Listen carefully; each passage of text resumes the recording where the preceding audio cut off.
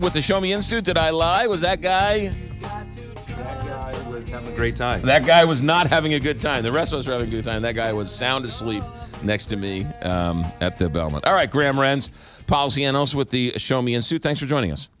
Thanks for having me on. All right, so this story sort of came up big last week, and I'm glad you're going to touch on it. What is going on at University City, and what's the big controversy here? Yeah, so like in good old St. Louis region fashion, we've got a major development, $190 million development.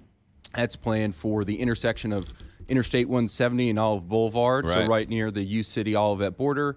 And University City officials are considering and seem to be very much in favor of giving the developers of a $190 million development $70 million in public monies through tax increment financing. So almost half. Yeah, almost 40% of the cost would be covered just through TIF. Right.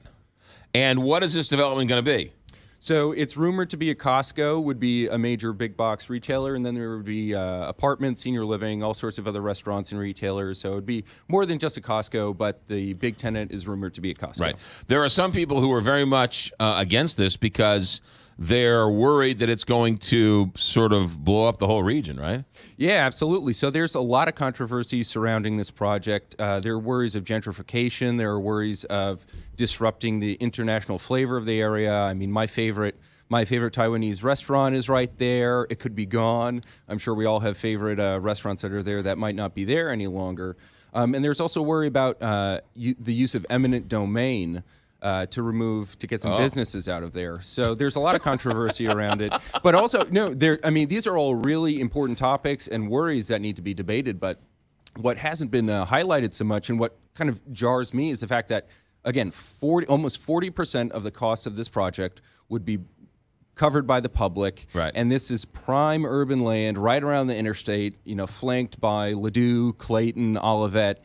And U City officials are, really eager to just hand out taxpayer dollars. Yeah, well, so in other words, they're going to take the property and then give your tax dollars to a developer to take your property to develop something that they want. Yeah, if progress can be nasty sometimes, and if a big box retailer wants to come in and change the character of the neighborhood, that's unfortunate. That's something that should be debated, on its own. Right. But when the government's subsidizing it, that's particularly troublesome.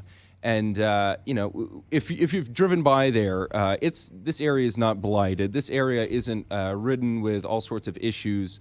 I don't expect anybody to go through the blight study, but there's a 60-page document that says why there are these issues that need to be taken care of with subsidies. Right. Cracked pavement, overgrown grass, overflowing dumpsters. These were all blighting conditions. So if you go buy a couch at IKEA and you've got too much cardboard in your dumpster, you might be eligible for a subsidy. There's also that bare lumberyard right there. Yep. That's one of the business owners that seems reluctant to leave the area. That is a great little hardware store as well as a lumberyard there. I get some of my wood from there. So. Yeah, and Bob's Seafood is right across the street from there too. And if you've been there, they've got fantastic seafood. So there's a lot of businesses that are really like that might have to be might have to move out. The bigger question here, Graham, is that it seems like, because this has been very contentious at U City, they've had a couple hearings. Overwhelming number of people who've come out to these hearings to speak out against this money, against this development. Is there anything that can be done to show the elected officials at University City that the majority of people who live in their town don't want this?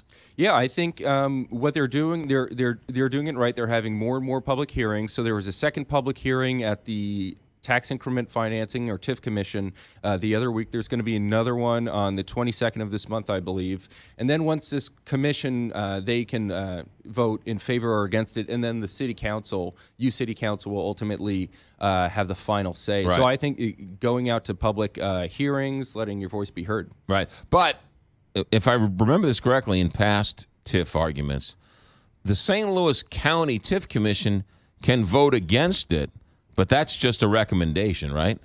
I believe that's right. I'm not 100% on that, but I think that's right. There was some recent reforms that happened on the state level that give some counties more or less veto power, something like that. Right, yeah. When's this all coming down? Well, it could be. So there's going to be another hearing on the 22nd of this month, and then they could decide to have another hearing. Yeah. They could decide to send it to the city council. So this is all happening in these next few weeks. And so, again, it's important to go out, get informed, learn about this, go to these public hearings. Right. Isn't there there's a Schnucks? I'm trying to think here. All of them. There's all sorts of stuff right there, right? I mean, there's a Schnucks down the street. There's a Schnucks over on Page, the next exit down. Yeah, I mean, there's plenty of stuff there. It's not like, there's nothing there. Right, there's empty right. lots. Right, and right. It's they're dangling sort of a $20 million carrot in front of these businesses and residents too. They say if you give us this over the course of this TIF, which is 23 years, we'll give you a couple $1 million to help renovate your homes and things like this. And that sounds good, but really in the face of a $70 million subsidy and the fact that this is really great land that doesn't need these subsidies, this blight study, again, it's no, that's a great laughable. point too, right? I'm sorry to cut you off, but the point is it's prime real estate. It's right next to a major interstate. And if it's such a great idea, go out and buy up the land yourself and do it. Yeah, exactly. And the developer owns a lot of the land too. It's just it's particularly the businesses that are hesitant to leave. So again, this is just another case of taxpayers footing the bill for these massive developments that study after study shows that they don't really have to. The businesses don't want to leave because it's good business there, right? So if you're not going to leave, we'll just take it from you and then be gobbled up by some big boy. And again, that actually might be the case with the city considering the use of eminent domain. Right. It's really interesting. More on the website? Yeah, we'll have a blog up this morning if you want to learn more at showmeinstitute.org. Graham Renz, policy analyst with the Show Me Institute. Thanks, buddy. Good. Hey, thanks.